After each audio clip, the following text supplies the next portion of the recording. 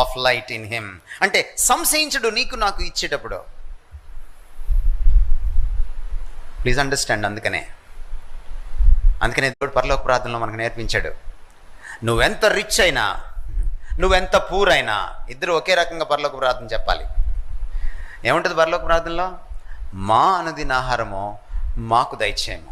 So faith is a daily basis faith. You need to exercise your faith on a daily basis. మనం చాలాసార్లు బర్త్డేలు చేసుకుంటాం. Birthday చేసుకునేటప్పుడు మనం సంవత్సరానికి ఒకసారి కృతజ్ఞత చెప్తాం దేవుడికి. We count years. కానీ మీరు కీర్తనల గ్రంథం చదివితే మోషే రాసిన ఒక కీర్తన కనపడుతుంది. ఆయన అంటాడు, teach me to count days అంటాడు.